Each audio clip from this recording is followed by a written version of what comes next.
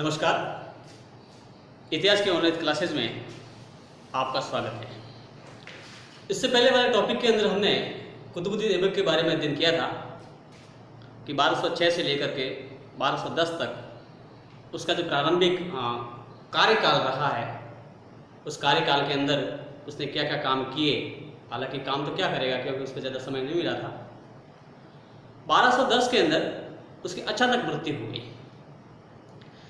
देखिए, मृत्यु, किसी शासक की मृत्यु भी उसके राजनीतिक यानी उसके बाद आने वाले राजनीतिक भविष्य पर काफ़ी प्रभाव डालती है।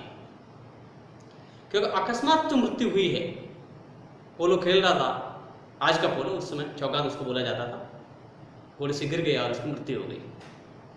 तो इस अकस्मात मृत्यु के कारण न तो वो अपना उत्तराधिकारी नियुक्त कर पाए और या यूँ कहे कि न अपना कामकाज जो है वो किसी को दे पाया। तो ये जो एक समस्या खड़ी हुई वापस, भाई मोहम्मद गौरी की मृत्यु जैसे होती है उसके बाद में भारत में वापस एक जो समस्या खड़ी हुई थी, लेकिन उस दौर में चूँकि ये कुतुबुद्दीन ऐबक जो उसका कमांडर था, उसने यहाँ पर अपनी शासन व्यवस्था को संभाल दिया। 1206 में वो गद्दी पर बैठ गया, 1210 में उसकी भी मृत्यु हो जाती है। अब जो एक वापस कोई संकट खड़ा हो गया कि गद्दी पर कौन बैठेगा। अब सबसे मूल बात जो है यहाँ पर हमें ये समझना है कि उस दौर का जो राजनीतिक परिदृश्य था, विशेष रूप से क्योंकि लाहौर उस समय साम्राज्य की राजधानी थी, ऐबक ने लाहौर में रहते हुए अपनी जो शासन व्यवस्था है उसको संभाला था, या जो भी कार्य उसने किया वो लाहौर में रहते हुए किया था। अब हमें यह समझना है कि देखो, मोहम्मद गौरी की मृत्यु हो गई, उसके बाद में कुतुबुद्दीन ऐबक गद्दी पर बैठा है, 4 साल तक वो रहा है, उसके बाद में 1210 में उसकी मृत्यु हो गई है। और अब 1210 में उसकी मृत्यु के बाद में जो वापस एक संकट खड़ा हुआ है उत्तराधिकारी का, अब गद्दी पर कौन बैठेगा। क्योंकि वापस वही बात आ गई, क्योंकि उसके भी कोई पुत्र नहीं था, कहते हैं। देखो, ये विवाद का विषय है कि उसके पुत्र था या नहीं था, ठीक है, लेकिन जो गद्दी पर आगे जो शासक बैठ रहा है, जिसका नाम हम इल्तुतमिश कहते हैं, ठीक है, ये ऐबक का दामाद था। और ऐबक के बाद में जो इल्तुतमिश है उसका जो शासनकाल बताया जाता है वो है 1210 से लेकर 1236। तो अब हम जो मूल बात जो हमें समझनी है वो ये है कि 1210 के अंदर कुतुबुद्दीन ऐबक की मृत्यु के बाद में जो एक राजनीतिक शून्यता उत्पन्न हुई है, राजनीतिक रिक्तता जो उत्पन्न हुई है, उस रिक्तता को कैसे भरा जाए। तो उस समय 2 तरह के जो अमीर हुआ करते थे। अब साधारण भाषा में आप उसको ऐसे समझिए कि जो प्रभावशाली लोग जिन्होंने अपने गुट बना रखे थे।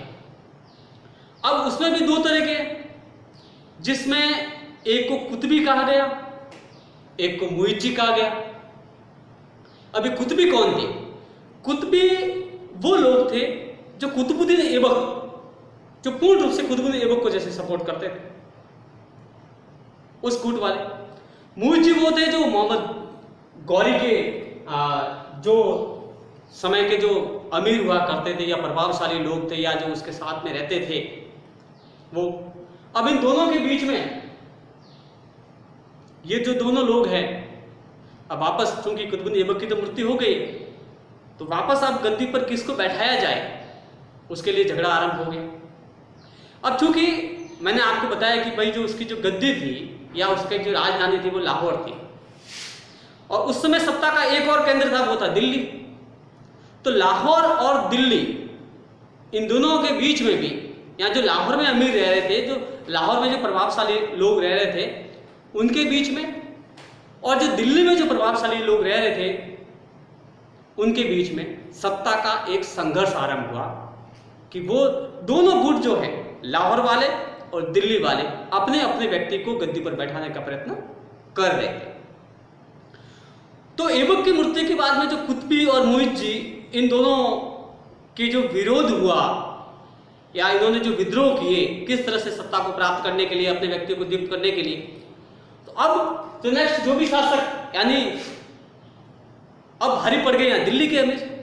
तो दिल्ली के अमीरों ने क्या किया कि उन्होंने जो थे वो इल्तुतमिश को गद्दी पर बैठा दिया। अब इल्तुतमिश क्योंकि ऐबक का दामाद भी था, तो वो गद्दी पर बैठ गया 1210 के अंदर। तो इन कुतबी और मुइज्जी का दमन भी आगे उसको करना पड़ेगा, क्योंकि शुरुआत में कठिनाई आएगी।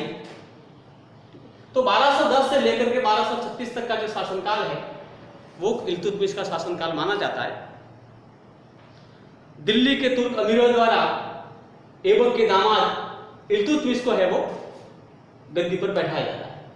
अब यहाँ पर एक और बात जो इतिहास में हमें पढ़ने को मिलती है, उस बात में कितनी सत्यता है इसकी पुष्टि मैं व्यक्तिगत रूप से नहीं करूंगा, लेकिन इतिहास में अलग अलग जगह पर अलग अलग जो घटनाएं हैं या उसका विवरण हमें मिलता है। कुतुबुद्दीन ऐबक और इल्तुतमिश के बीच में एक व्यक्ति का जिक्र मिलता है, वो है आराम शाह। कि ऐबक की मृत्यु के ठीक बाद आराम शाह नामक व्यक्ति जो है वो गद्दी पर बैठा। कुछ इतिहासकार उसको ऐबक का पुत्र भी मानते हैं, हालांकि उसको अभी ये जो मत है, ये जो मत इतिहासकार दे रहे हैं, इस मत को जो मान्यता है वो नहीं मिल पाई है।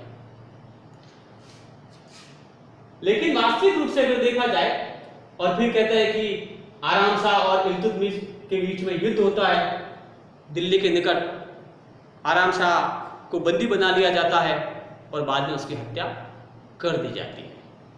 तो इस तरह से ऐबक के बाद में आराम शाह के बाद में इल्तुतमिश जो है वो जो ऐबक का दामाद है वो दिल्ली की गद्दी पर बैठता है।